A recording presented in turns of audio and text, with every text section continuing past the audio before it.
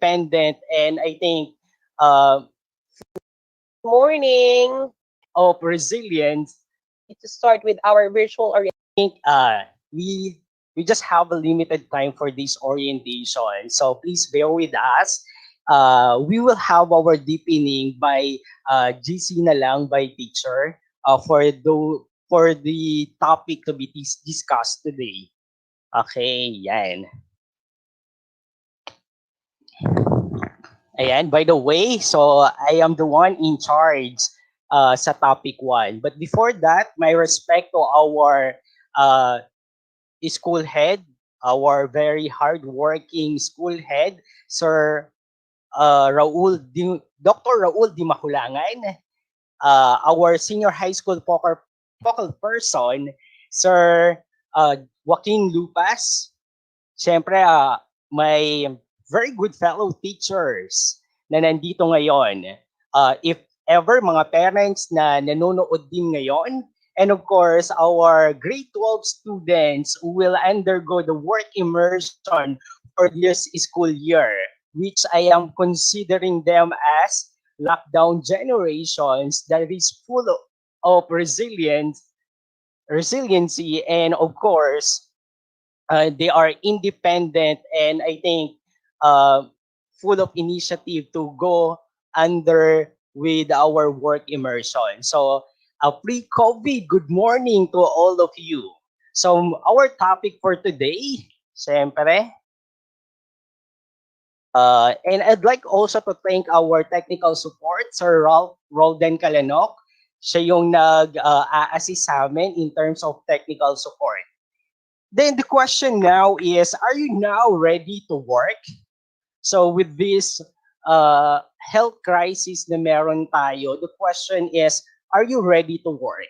So please comment comment down below your answer. Are you ready to work? Is it a yes or a yes?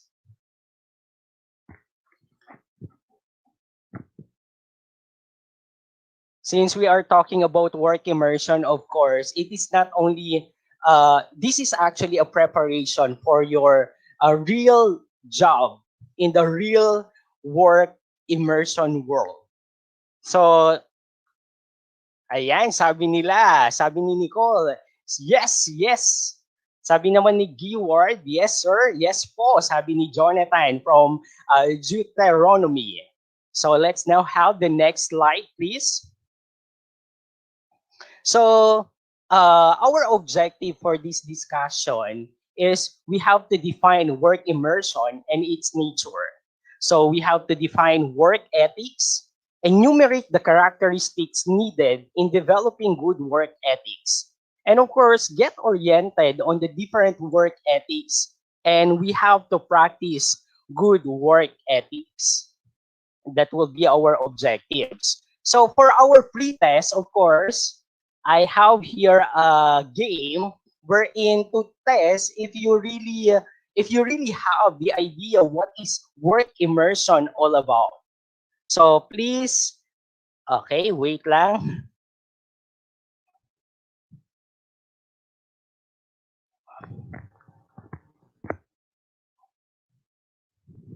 I just going to share my screen.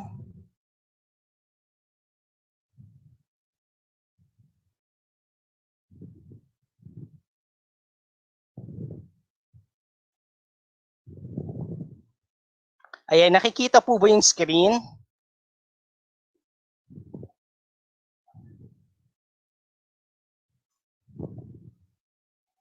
Okay, so here, may game tayo and you have to answer yung mga question natin. So please please go to gimkit.com. So please type in the go to gimkit.com and enter the code. Ito yung code po na gagamitin. So hindi siya kamukha nung kanina na nasa presentation. Okay? So please use this. Ayan. Para start na natin yung game. Ayan. Let's just wait. Okay, for those na nagtatanong kanina, Hello? Ay, wait mo po na. At po yung orientation. Later po. Okay, so nandyan na ba yung mga, may mga player na ba tayo? Please type in yung ating code, 48540. Nandyan na ba kayo? So, sino ba nandito na sa ating...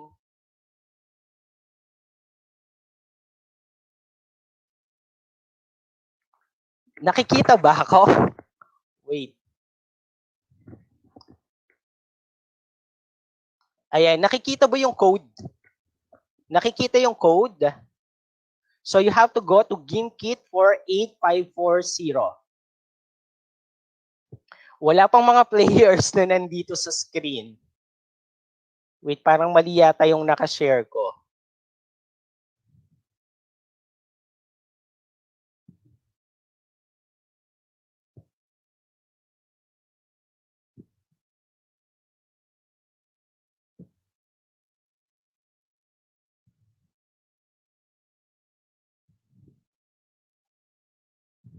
Ay, wait. Ulit.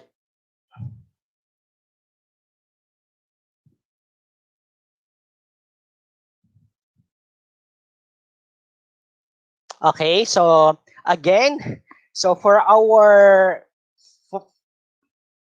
game, so please go to gamekit.com and then you have to enter the code 48540. So I'll be waiting sa mga players natin who will be on top for this game. So I have here 5 questions regarding work immersion.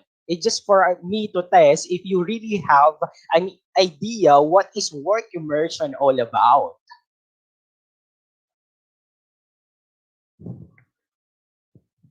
Ayan, nandiyan na si Angelica Meneses. Let's wait for the others. So you go to gamekit.com and then you have to enter the code 48540. So I'll be waiting with the other players. So I hope nakatutok kayo ngayon because this is very essential in our work immersion for you to have the knowledge what is work immersion all about and what are the ethics to be considered when you work or when you go to your respective work immersion venue. So for now, we only have 2 players. So let's wait for the others. Parang hindi yata active yung mga grade 12 student now.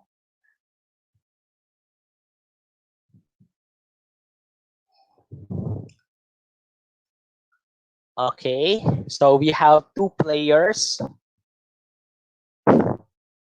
Si Nicole lang and also ang maglalaban. I can't see my screen. Baka may mga tanong sila. Okay, 2 players pa lang. Sige, let's start kasi we only have a limited time for this orientation.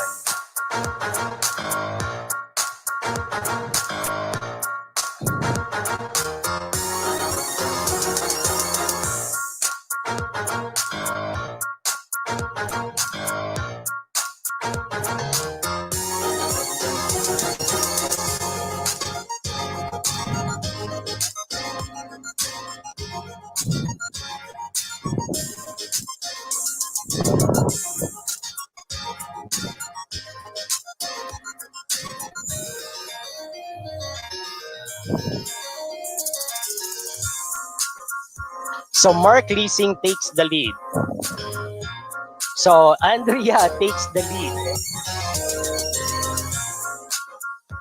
Angelica takes the lead.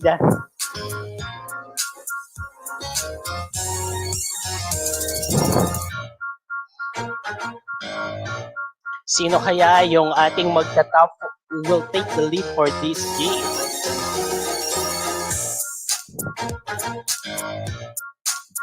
So you only have 50 seconds.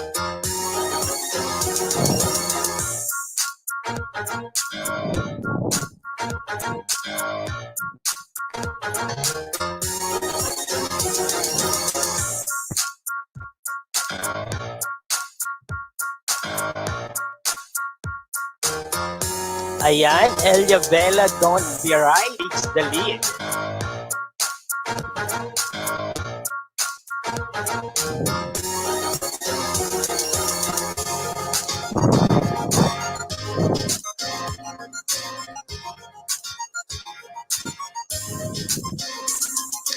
Lloyd takes the lead. Ayan, humahabol si Elia Bella.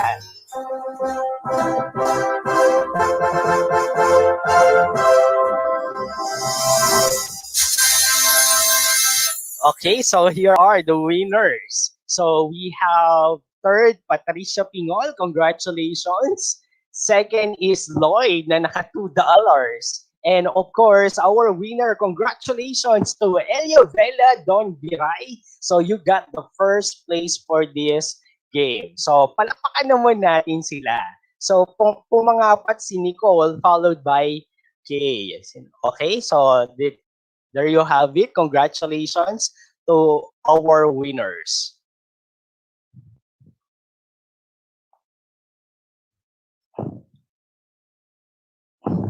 Okay, so ano ba yung mga questions na binigay doon? So let me check. So the question is first is, who is the school personnel designated to supervise the learners during the work immersion? The answer is work immersion teacher. So he or she is the one in charge to supervise and assist you during the work immersion. And then, of course, next question is, what depth ed issuance will you read for the work immersion implementation of all senior high school during crisis situation? The answer is, aside from the depth ed memo or depth ed order that we have, of course, there is the memorandum BM-CI 2020-0085. So later we will discuss the content of this memorandum, because this is issuance that tells something how to implement the work immersion during the time of pandemic. Next question is, work immersion involves hands-on experience or work simulation that can be conducted in, syempre, of course, what we call dun sa place na yon is work immersion venue. Okay? And then next is, what legal binding documents is signed by two parties entering into partnership before implementing a project or program. So before, we have actually the partnership, and we have this program and policy wherein we will visit our partners. So we are using the memorandum of agreement. So that is what we call MOA. So before MOA kasi, we have the memorandum of understanding before they sign the MOA. So the understanding entails the things pertaining about work immersion. When the partners agreed about the stipulated agreement in the memorandum of agreement, syempre dun siya magsasign. And that is our legal binding document. And the last question is, in which classifications of subjects in senior high schools is work immersion included? So this is under the specialized subject, since you are going to immerse for the gas, they will immerse their elective, their specialized subjects. The gas, ganun, the TVL, ganun din. Okay? So, yon. And any question regarding those questions? Oh yeah, any questions regarding those pre-tests? Yan. So, kanina, I am discussing about DepEd Order number 30, Series 2017.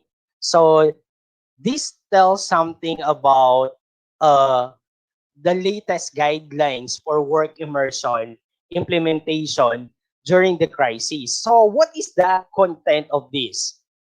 Ang content noon is the activities in all the tracks can be performed in different schemes, which include in, in school, home-based community, or home-based and community-based, and school industry partnership. Apat yung scheme na ini-introduce doon. Uh, let's have the next slide, sir. Another slide. Kasi nandun yung, yan. So, ay hindi. The next, yan. Yan. So, we have actually the four activities or the four streams depending upon the tracks na ipe-perform during the work immersion. First is we have the in-school. Second, we have the home base. Third is the community base. And last is the school industry partnership. Whatever scheme is used, all lessons and activities of work immersion or its equivalent shall be delivered using different modalities applicable to the specific track, strand, learners, and schools. So we have developed the work immersion plan pertaining about how do we implement or how we will implement the work immersion. I hope that your teachers, your work immersion teacher will discuss about what would be our mode, what will be our scheme pertaining the work immersion. There are a lot of questions, di ba? Sir, paano ba yung work immersion ngayon? So, ayun, nasa apat na scheme siya mag, uh, ma, dun sa first scheme siya, uh, i-consider. Okay? So most likely, for example, sa amin, so we will have the home-based work immersion. And the home-based work immersion will be discussed sa inyo by your work immersion teacher kung paano nga ba siya gagawin ngayong pandemic. Okay? So, paano ba ma-acquire lahat ng competencies required by the work immersion and ma-apply yung mga natutunan nyo during your specialization subjects. Next, what is work immersion? Actually, dapat mauna muna yung work immersion. So, according to DepEd Order number 40, Series 2015, work immersion refers to the part of the senior high school curriculum consisting of 80 hours of hands-on experience of work simulation with the grade 11 and 12 students will undergo to expose to the actual workplace setting and to enrich their competencies provided by the school under the supervision of the school head and the designated personnel of the partner. So, etong DepEd na to na in-issue is basis for the implementation of the work immersion in all senior high school. So, work immersion then will develop. Ano ba yung dinidevelop sa work immersion? So, yung learners' life and career skills and will prepare them to make decision on post-secondary education or employment. Kaya nga, the senior high school has its battle cry, di ba? What is the battle cry of senior high school? Ready sa trabaho, ready sa negosyo, ready sa koleyo. Overall, ready siya sa mundo. Again, kindly type in what is the battle cry of senior high school. So, ready sa trabaho, sa negosyo, sa koleyo, and of course, ready sa mundo. And that would be kumbaga, the objective of this work immersion. And then, doon sa work immersion, the question is, what will be the topic they will discuss? Okay? Here in the work immersion, they will discuss or they will explain how will you go about your work immersion during the above mentioned schemes, which is the home base, industry base, community base, and uh, so on. So, ito yung mga topics na i-discuss sa inyo. We have the walkthrough of the parts of the entire work immersion. explanation of the contextualized activity. So the activity should always be contextualized and scheme relevant to your track and strand to be taken from the new issued memorandum in response to the crisis. Okay? So, syempre, hindi pa pwede sa atin yung face-to-face. Kasi nga, dahil sa health crisis na meron tayo ngayon. What we have is those scheme na pwede sa inyo. Sa gas, you will have the culminating activity. Sa TVL naman, meron kayong uh, home-based home-based work immersion as well as dun sa mga ICT, magkakaroon din kayo ng home-based work immersion. And next, we will discuss the assessment and other important matters or reminders regarding your work immersion. And of course, we will have our open forum where you and your parents can ask questions directly to the teachers o kaya naman sa school head. Okay? So next, let's have now sa ayan. So while you are listening to this or watching our work immersion, so magkape muna kayo. Okay? So you can have it para merong, alam ko, yung iba sa inyo kakagising pa lang eh. So I hope na you are having your coffee while watching and while learning. And of course, if you don't want coffee, we have another. Pwede rin kayong can we have the next slide please? Ayan. So, pwede kayong maglugaw while you are watching right now. So, isn't it that lugaw is essential? Same as true, the same way with work immersion. Work immersion is essential. So, you have to consider that. So, take that in mind that lugaw is essential and work is immersion is essential also. Why? Because without work immersion, you will not be graduated. That's why, uh, pag iniisip niyo yung work immersion, isipin niyo na naglulugaw kayo because it is essential. Okay, next. Pwede kayong maglugaw habang nanonood, no? Okay, so I'm just kidding with that. Okay, anyway, so I have here the situation. Imagine you are an employer of a company. There are two applicants left after previous screenings. But you need only one to fill in the vacant position. Whom are you going to choose? Is it the applicant with very good credentials beside being an honor graduate?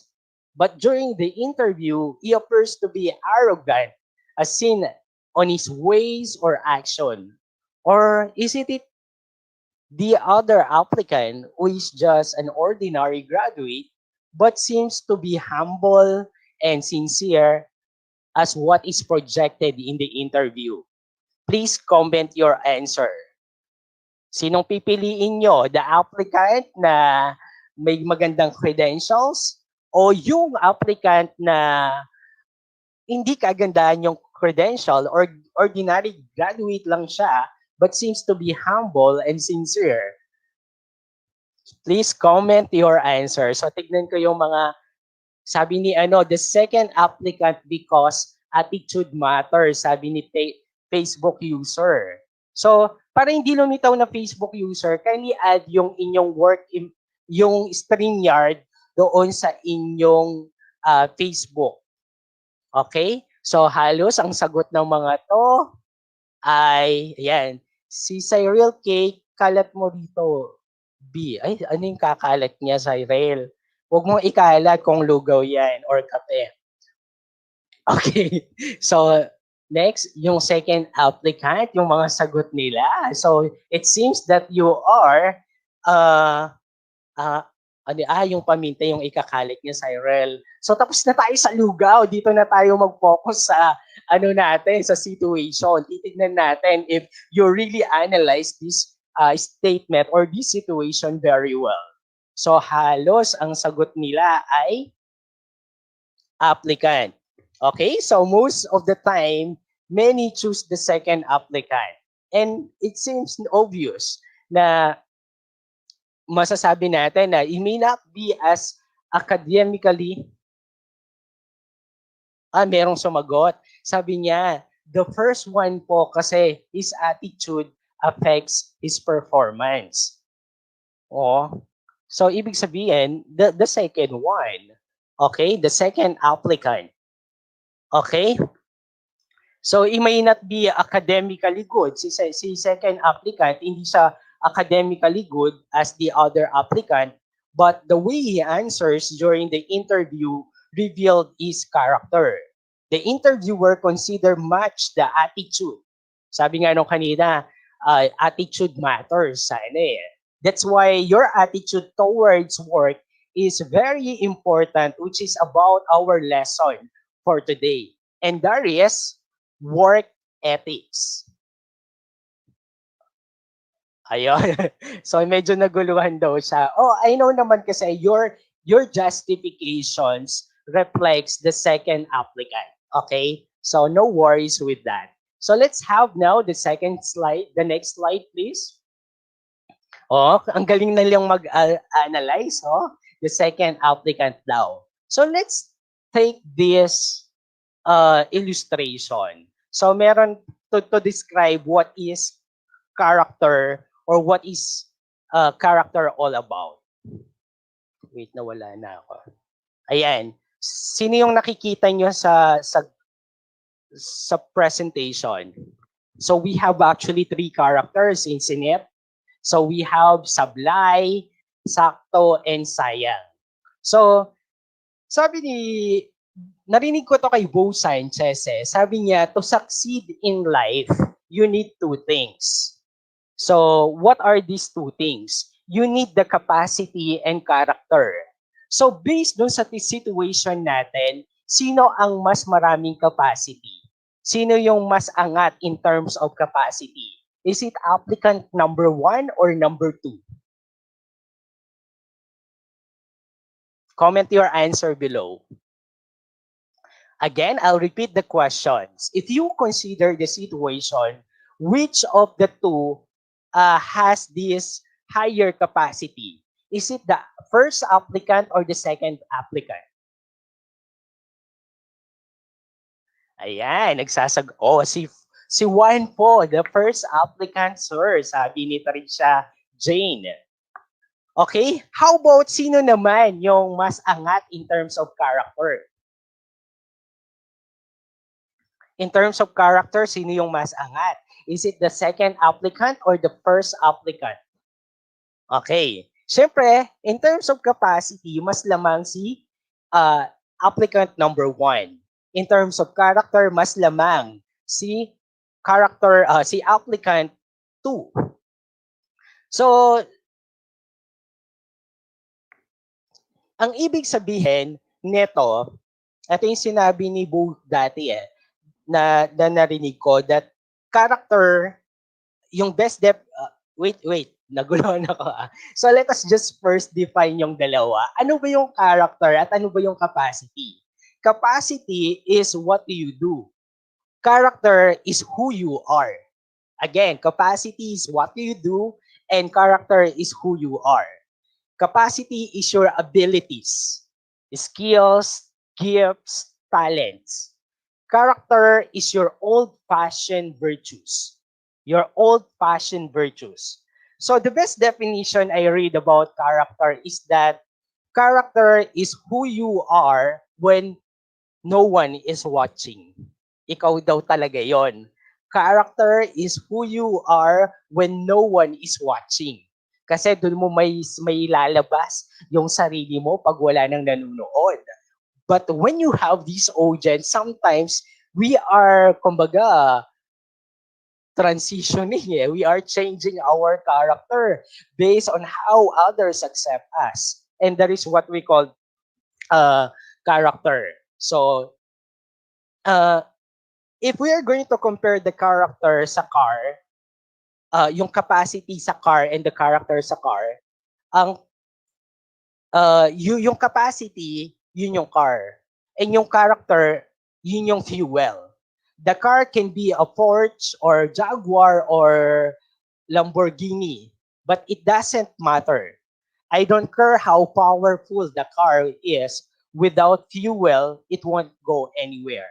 Yes, you have this capacity. You have this car, but without the fuel, it doesn't matter anymore.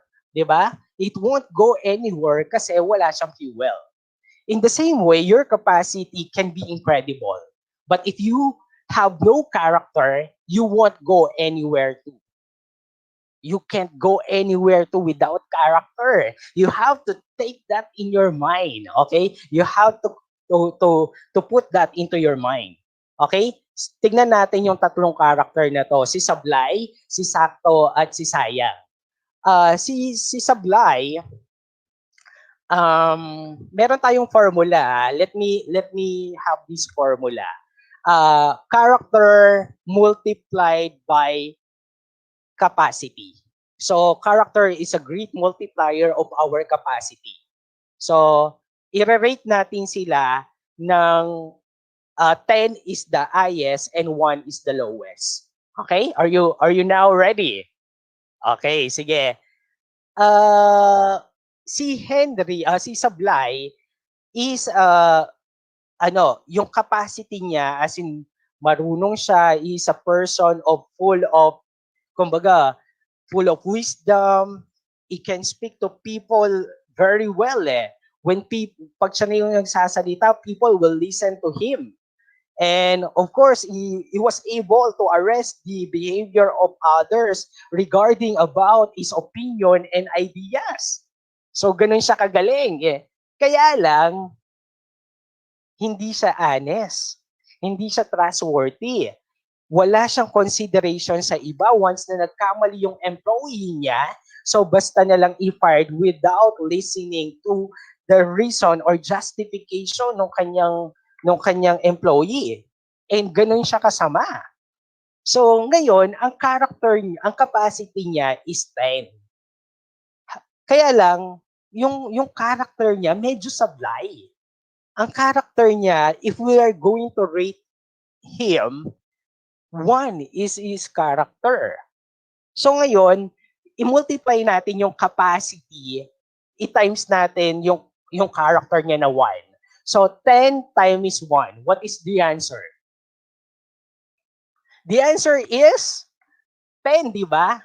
So 10 times 1, 10 is the capacity and 1 is the character, and the answer is 10. 10 is the impact of sablay to other person. 10 lang. Okay? So pero perfect yung capacity niya, but the character is sablay. Let's now move kay Sakto. Si Sakto naman, he's not a very good speaker.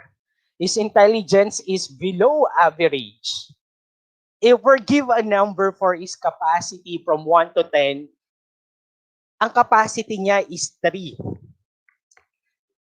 3 lang.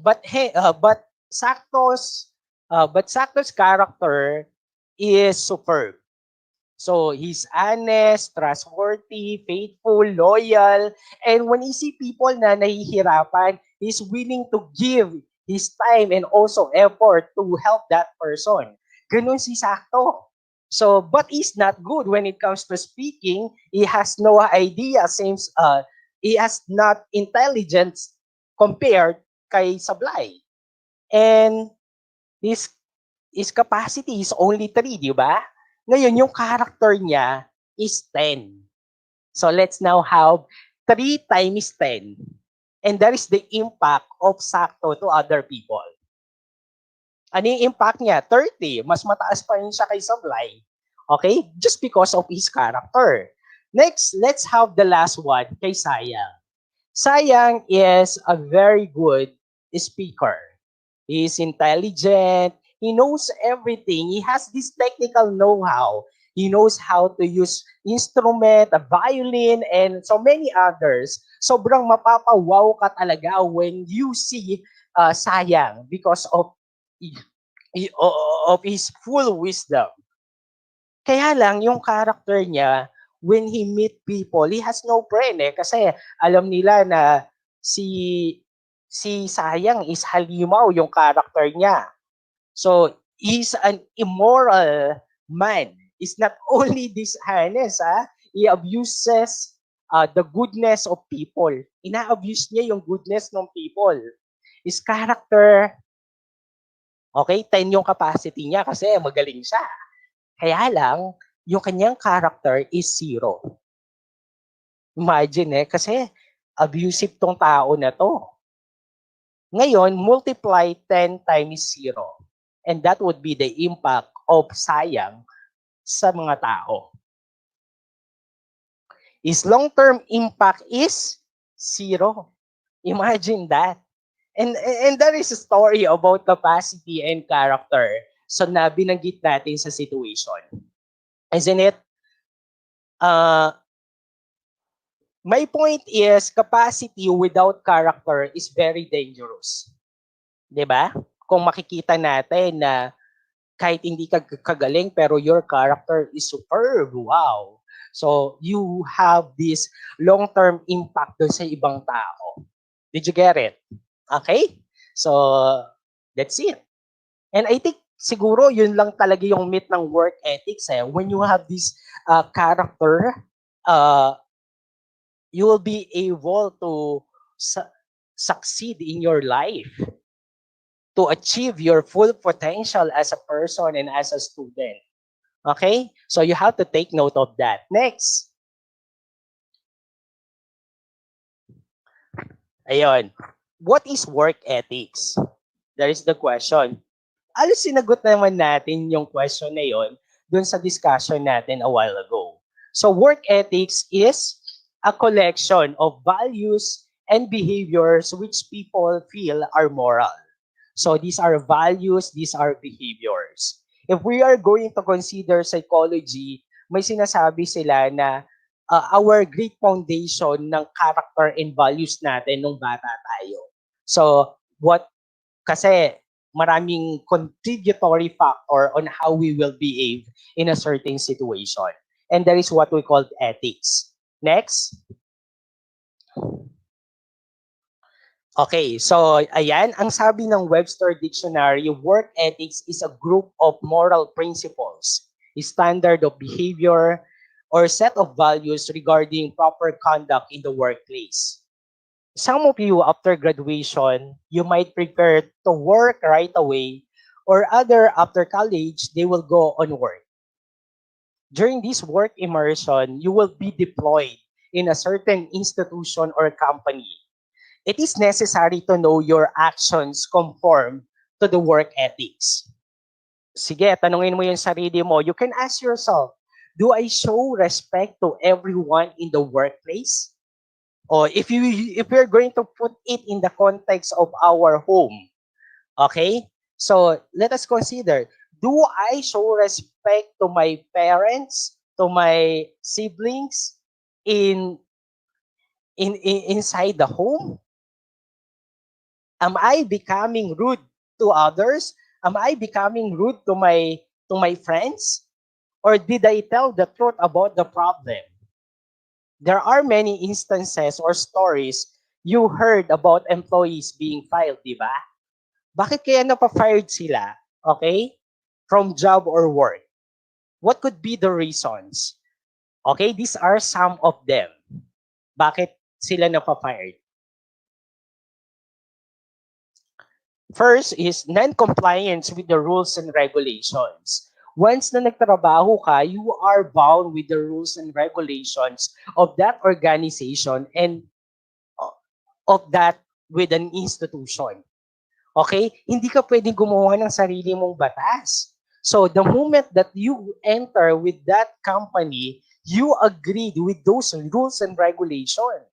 Okay? Next is harassment to fellow employees. Yes, there are harassment. Nag-aaras sila sa kanilang kapwa employee. Next is theft or stealing. There are some na nagnanakaw pa sila. Okay? Kaya sila na-fired. Next, utterance of offensive language. Okay, yung mga, of course, if you are professional or if you are in a certain organization, you avoid derogatory terms. Okay, you have to be careful with your language. Next, negligence of the responsibility. Some of you ngayon pa lang, dapat pinapractice nyo na if you are eyeing yourself to work as a teacher or to work as a professional, dapat ngayon pa lang, this is now your training ground. The way you act and the way you decide, make sure na nagpe-prepare ka na. You are preparing for your future. Ginagawa mo na. Kasi what will happen is magiging, kumbaga, nasasanay ka sa ganun eh. Masasanay ka. Okay? So yung pag-aaral mo is a preparation for the real world of work. Okay? So yung negligence, pag sinabing negligence of the responsibility, you are not doing your work. Okay, next, troublemakers or frequent cause of conflict. So yung iba talagang nagiging problema ng company. Then grievous offenses. Ayun, yung mga grabe na yung mga offenses, paulit-ulit na lang, or somehow is yung degree talaga is parang malaki na yung impact dun sa company. Okay? So those are some of the reasons why an employee fired from his work or from his profession. Next. Yan. So I have here 13 areas of work ethics and traits. So I'll just give some of the myth na lang. So I will not have further discussion because here your teachers will have a discussion regarding these 13 areas. First is we have the character. That's what I have mentioned before or a while ago. That when we say character, so this is the cornerstone of advancement. Kung maganda yung character mo, so nai-influensyan yung capacity mo to do well in your or to perform well in your work. Next. Next is the attendance. So napaka-importante nito because this will be the reflections of what you are doing in your job. So when you have this attendance, make sure that be on time 10 to 15 minutes before the time. Okay? I remember when I was working in Jollibee Food Corporation, I happened to be to kumbaga pumasok ako na on time naman. So on time ako. If my if my time if my schedule is 8 o'clock, I'll be in the Jollibee at 8 o'clock.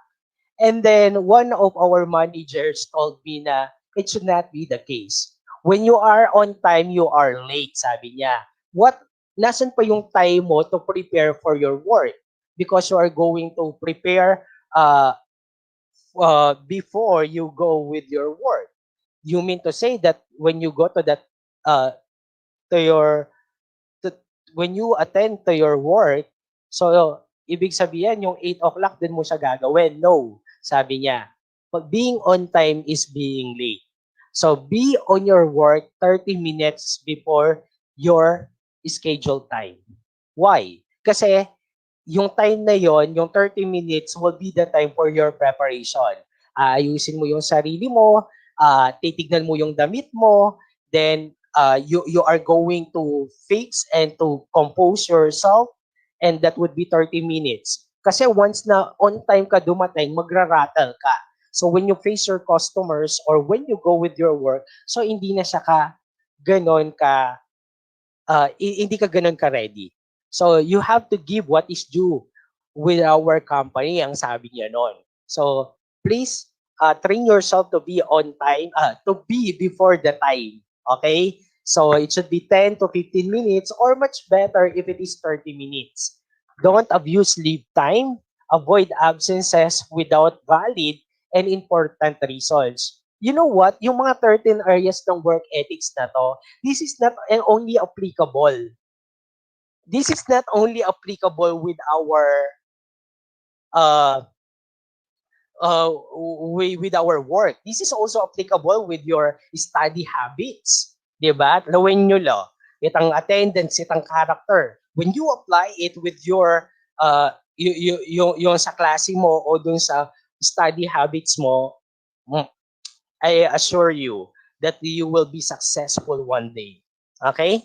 Next, ayan, yung honesty. So alam nyo naman ito, di ba? We have actually, honesty is the best policy. And what is our reference to be honest? Our policy. Sabi nga nung isang prof namin before na binaligtad niya na policy is the best honesty because we conform with the rules when we say we honest ka. Okay? So an honest employee fosters good reputation to an organization. So be honest by telling the truth at all times and never attempt stealing nor theft. Just like a tricycle driver who return the lost money and gadget to the owner. Okay? So be honest and that would be our point, no? Next, punctuality. So punctuality, you need to submit your work early on time. So always come to your work 15 minutes before the time or 30 minutes before the time. The punctuality is not only on coming on time or being on time with the work. Punctuality is also a respect to others people time. You have to take note of that. Respect to others people time. That's being punctual. Next, integrity and loyalty.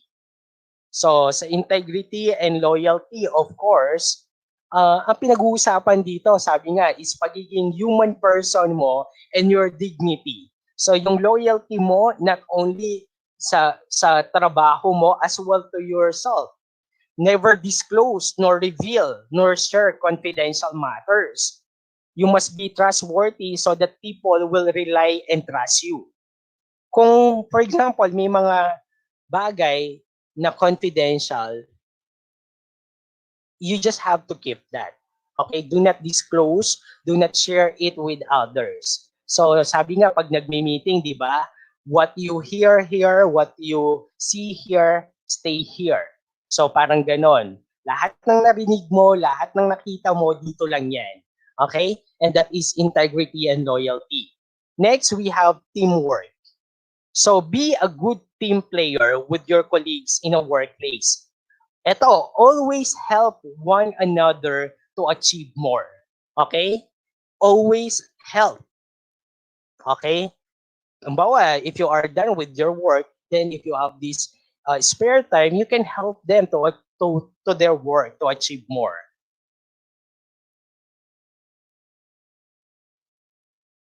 Next. Next is we have productivity.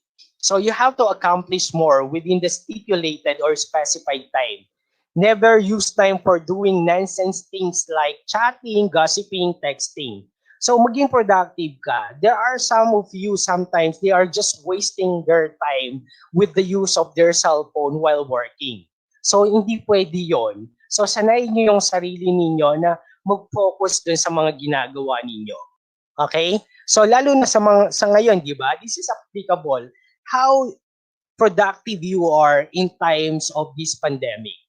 Productive ka ba or you're just simply watching YouTube, make TikTok?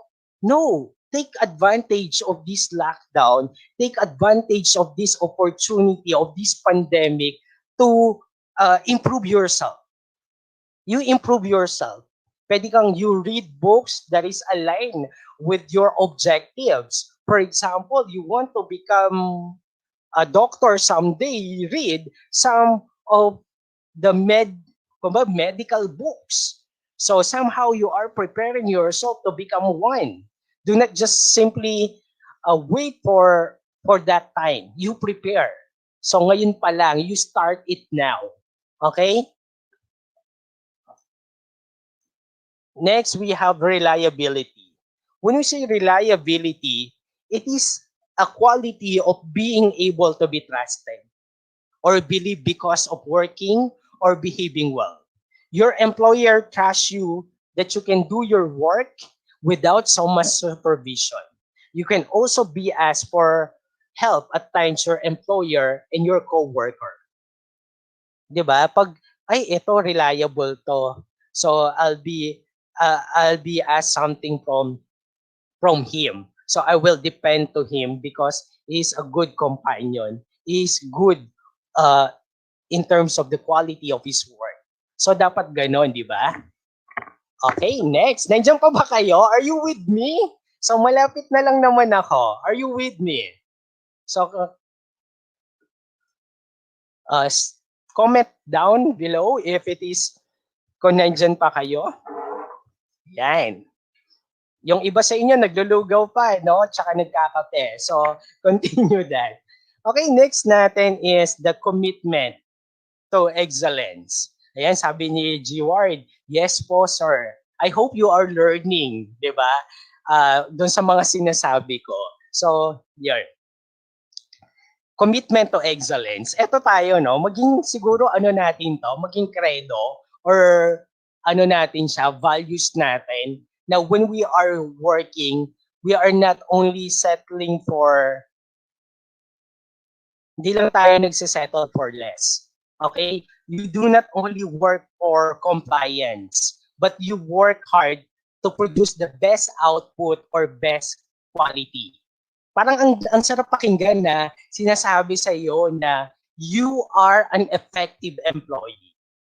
Okay? You are an effective. Kasi pag sinabing efficient, sometimes you're just merely complying with the rules and standard of your organization. But when you say effective, you go beyond being efficient. You are doing ways in order to produce the best output or best quality performance. And that's it. Okay? So make sure that when you are working, you settle for best. What is best for you and also to the people and to the company. Okay, next. Professionalism. Ayan.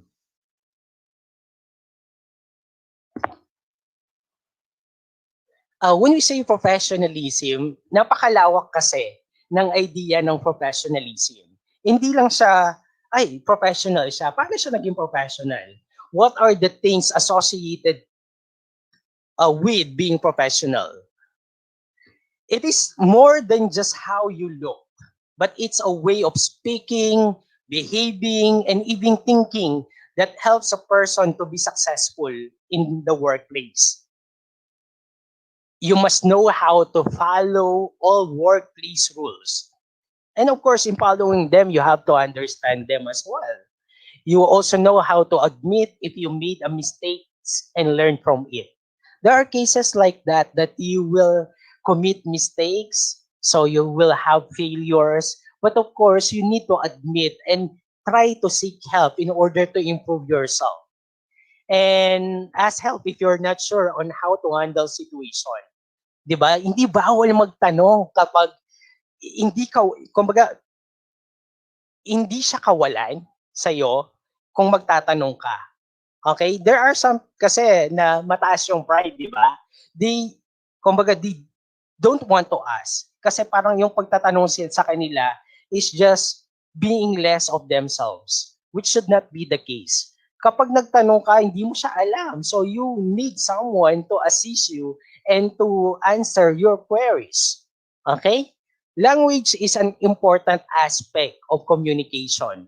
Whether you are talking with a coworker in the privacy of your own office or to a customer, practice using language that is appropriate for the workplace in your everyday conversation so that you get into the habit of sounding professional. How to sound professional ba, di ba? Paano ba mag-sound professional? Okay? Parang nakikita mo, sometimes yung nasa mind natin, di ba? We figure a certain person na once na nagsalita siya, parang sa'yo, parang napaka-professional niya. Parang the way he talks really in, uh, uh, kumbaga, nagkakaroon ng value yung conversation just because nakikita mo sa kanya yung professionalism. Okay? So, yon. And being professional, make sure, sabi dito, lastly, being professional, always dress up appropriately.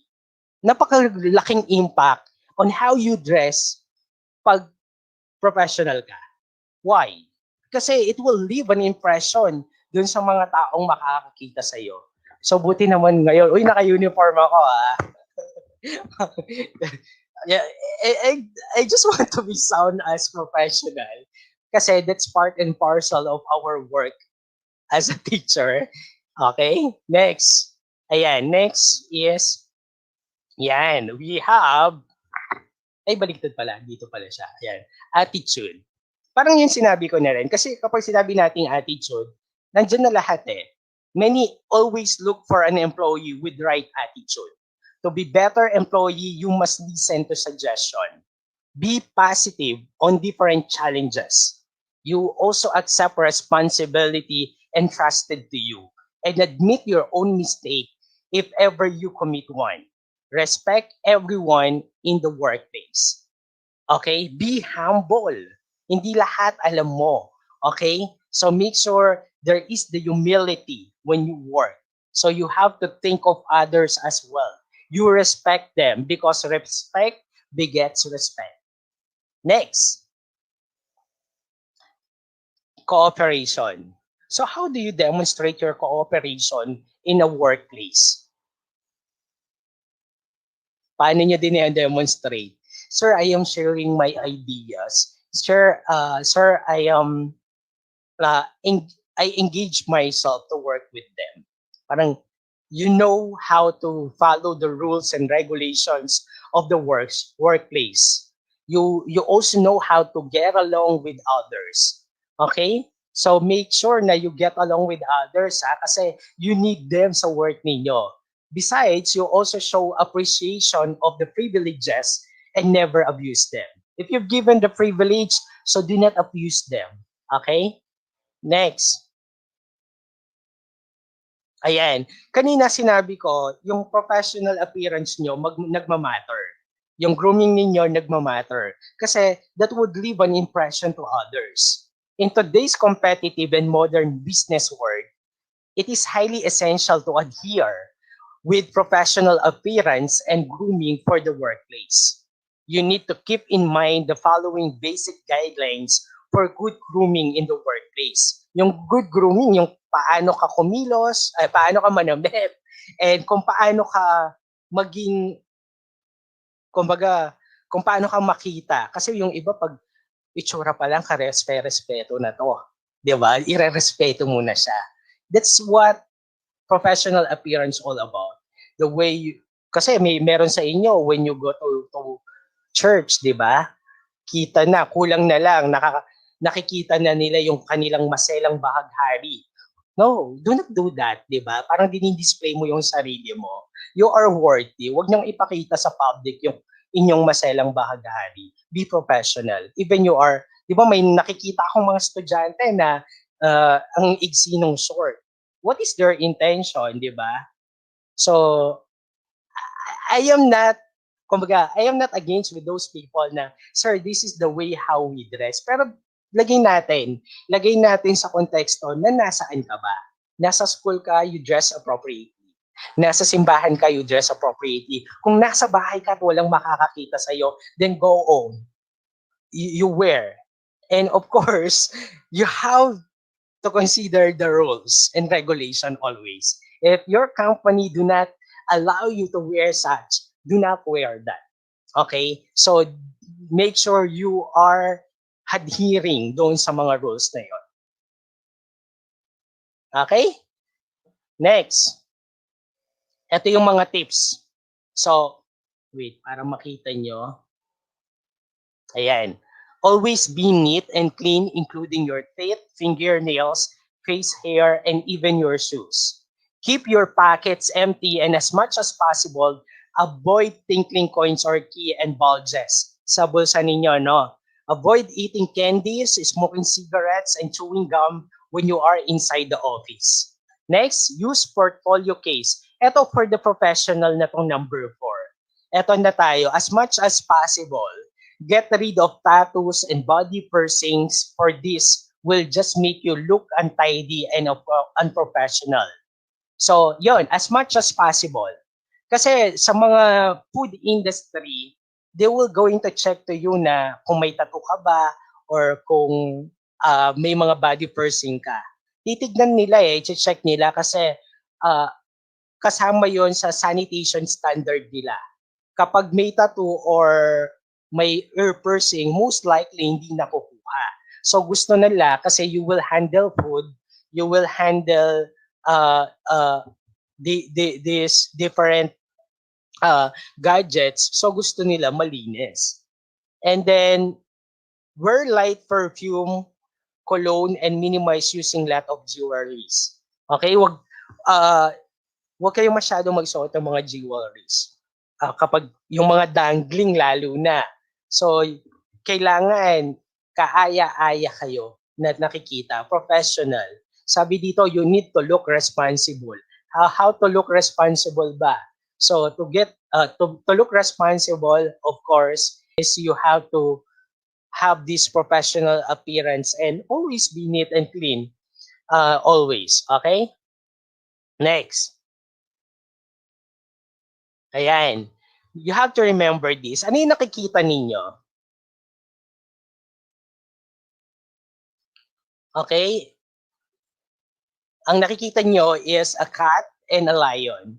Yung cat, ang tingin niya sa sarili niya is a lion. Tama ba? Lion ba yun? Okay. So, my point here is that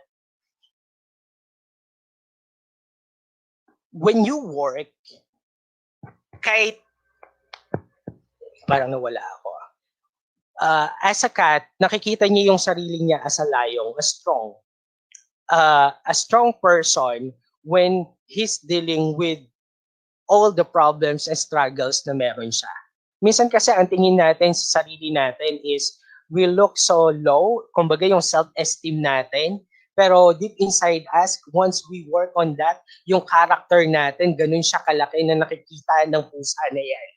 Nakikita niya sa sarili niya na I am a lion. I'm not only just a cat. So you look, kumbaga, may realistic expectation ka sa sarili mo. Okay? So can I have the ideas of others about this picture? Ang sabi naman ni Angelita, set high standards for yourself. Don't bring down yourself. Yes, that's right. And si Gabriel naman, ang sabi niya, it talks about the future. Sabi niya, ito yung nakikita ko sa sarili ko soon. Okay? So that's right. Yan. Do not only settle for less. Huwag mong sabihin na hanggang dito lang yung kaya ko. Mas igit pa dyan ang kakayanin ko. Tama, Reynalyn. You can do more. Sabi niya. You can do more. So do not limit yourself with just being a cat. You can do more than that. Okay? Pwede kang maging lion on your own. Don't settle for less, sabi ni Facebook user. And that's true. Okay? Yan. So, I think I am done now with my talk. And nag-aabang na yung next speaker. So, ang dami ko pang gustong sabihin, but I think the time is not enough for this. Okay? So, ngayon, ang activity ninyo, nakalagay yan sa workbook. Hawak nyo ba yung mga workbook na binigay sa inyo? So, kindly check your workbook. So, the workbook o yung work immersion portfolio, saan na ba? Ayan. So, this work immersion portfolio will serve as a workbook para sa inyo who will take up this course. So, this workbook is essential. Kamukha ng lugaw, essential yan. So, which foster in-depth learning of the world of work and assessment of student performance during the work immersion. So, in here, class, dito nyo na isusulat. Okay? Hindi siya kamukha before, dati kasi piniprint out pa nila. Ngayon, dyan na kayo mismo mag-a-attach ng mga requirements ninyo as well, dyan na kayo magsusulat.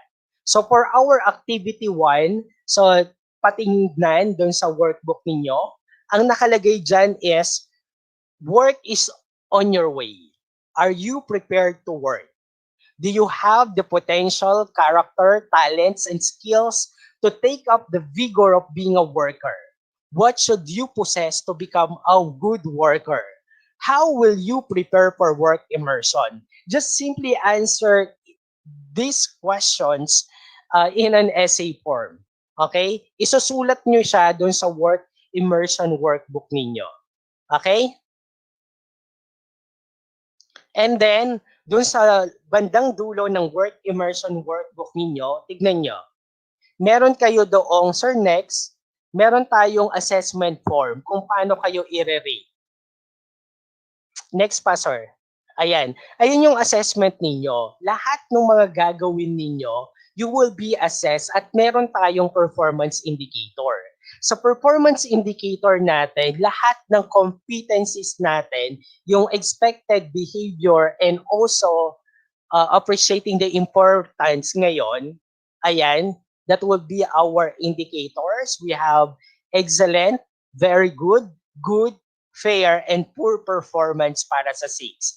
Nakalagay yan sa ating at the back part of your work immersion portfolio or workbook. Okay? So I hope if you have questions, please do not hesitate. Mamaya, we will collate those questions given by your classmates or your schoolmates regarding about work immersion. And with that, I think I am, sir, please, next. Ayan. So, without labor, nothing prospers. Sophocles. So, syempre, if you are not doing anything, nothing will happen. So, you need to work kung ano ba yung gusto mo sa future. And given with this work ethics, I hope you will be able to improve yourself, to have your self-development, sabi nga ni Facebook user, and you can do more wherein your futures lies on your hand talaga. Okay, so with that, uh, happy and a pre-COVID morning to all of you. I hope you learned something new from this topic. Thank you very much, and let's now move. Galaw-galaw muna kayo. Let's now move ngayon sa next speaker natin. I hope our next speaker is now ready.